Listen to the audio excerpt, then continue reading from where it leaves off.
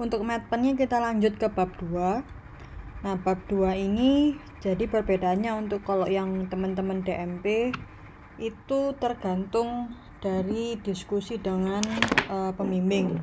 Jadi urutannya apa saja, biasanya sih kalau standarnya sih teori-teori desain dulu sama mungkin inspirasinya. Jadi misalnya masalah utamanya apa, baru kita mendetail. Kalau untuk teman-teman DFP urutannya kita tentukan di sini. Jadi pertama teman-teman harus bahas tentang trend forecast yang kita bahas, yang kita ambil. Di situ nanti harus dibandingkan dulu trend forecast antara satu trend forecaster dengan trend forecaster lain gitu ya. Jadi bisa jadi nanti itu ada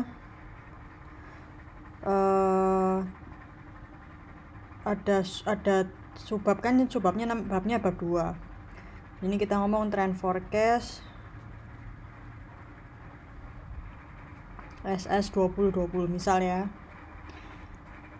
Nah, yang nanti subbab 2-nya ini nanti satu ini trend forecast dari misalnya WGSN. Yang terus kamu jelaskan kan bla bla bla bla. Terus subbab yang nomor 2 trend forecast dari yang lain, Evergrande misalnya. Jadi orang-orang trend forecaster yang lain.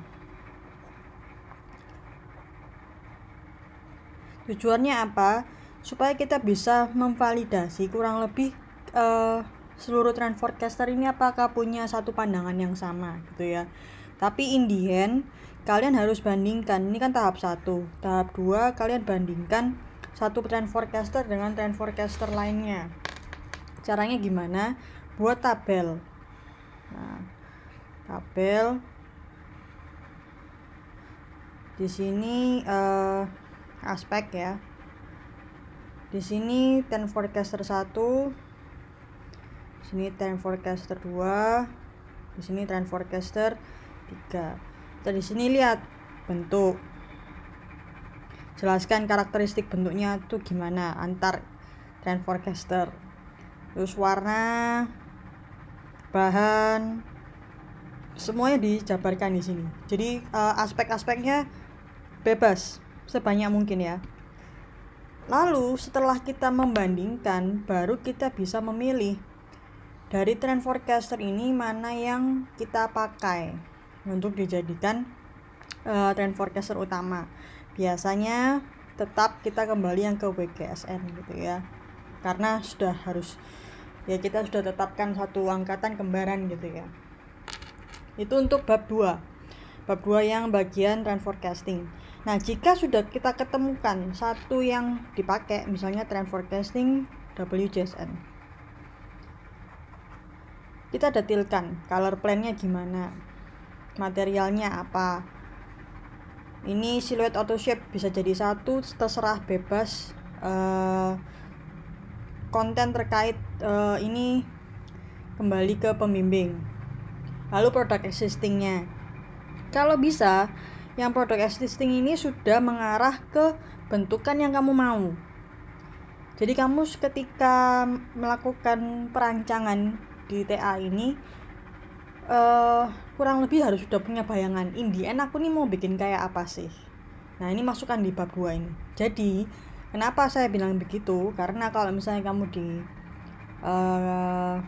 pas nanti sidang riset, ketika kamu ditanyai kenapa kamu bentuknya seperti ini, apakah memang bisa dibuat baju dengan bentuk seperti ini, kamu bisa menunjukkan di bab 2. Jadi teman-teman DMP DFP bab 2 itu gunanya apa? Untuk membantu argumentasi. Ketika kalau kamu mau sidang nanti, jadi data-data valid gitu ya, semua masukkan di bab 2. Teman-teman DMP juga harus begitu. Kenapa kok bentuknya kayak gini? Kenapa kok kayu ini dipakai untuk bentuk ini? Apakah bisa? Dan lain sebagainya, masukkan datanya di bab 2. Lalu berikutnya ada di bawah lagi ada definisi kategori busana. Ini misalnya kalau kita ngomong pakai activewear, jelaskan activewear itu apa. Terus brand-brand apa aja sih yang udah yang pakai activewear, contohnya apa aja, bahannya apa aja, shape-nya biasanya gimana. Jelasan di sini. Ini bisa city wear, activewear, cocktail dan lain sebagainya. Baru kita ngomongin inspirasi, dan inspirasi ini harus detail sampai kita jawab 5W1H data-datanya. Lalu teori manajemen produk dan fashion show, ini pun juga teori, bukan pemikiranmu. Jadi bab 2 teman-teman ini hanya dari eksternal, tidak boleh ada pemikiran pribadi di sini. Tapi tidak boleh copas.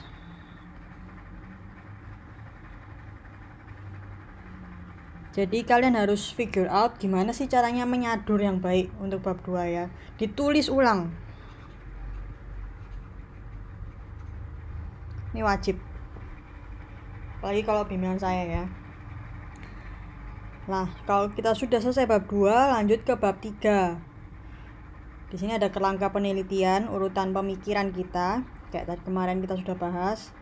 Lalu ada namanya analisa. Nah, analisa ini macam-macam. Analisa yang diminta pembimbing itu bisa tinjauan pustaka, bisa analisa visual, bisa wawancara. Nah, kalau kita coba satu-satu. Kalau tinjauan pustaka itu apa? Tinjauan pustaka itu kita membandingkan pustaka-pustaka yang ada. Jadi misalnya kalian inspirasinya tentang wayang nih. Wayang karakter Semar misalnya. Kita bandingkan antara literatur 1, jadi bikin tabel lagi. Jadi kita bandingkan ini aspek. Ini literatur 1, literatur 2, ini literatur 3. Minimal biasanya sih 3. Aspek bentuknya gimana? Warna, garis, karakter, gitu ya. Feeling itu juga boleh dimasukkan di sini. Nah, kalau visual gimana? Sama. Tunjukkan gambar-gambar koleksi visual. Jadi kolek data gambar.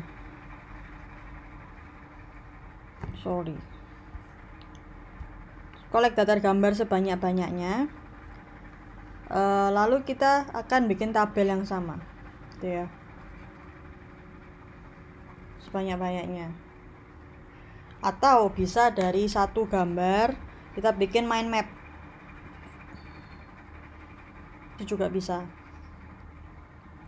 Kemudian kalau wawancara, ini usahakan ketika membuat pertanyaan itu menjurus kepada jawaban yang berbau visual.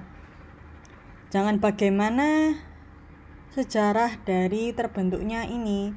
Kayak jangan sampai kamu membuang-buang waktu untuk menanyakan hal-hal yang nggak kamu pakai gitu datanya untuk membuat sebuah konsep desain. Jadi wawancaranya harus to the point, gitu ya. Kemudian yang masuk ke bab 3 itu kalian coba obrolin dengan pembimbing juga. Wawancara itu tidak perlu transkripnya, biasanya masuknya ke lampiran.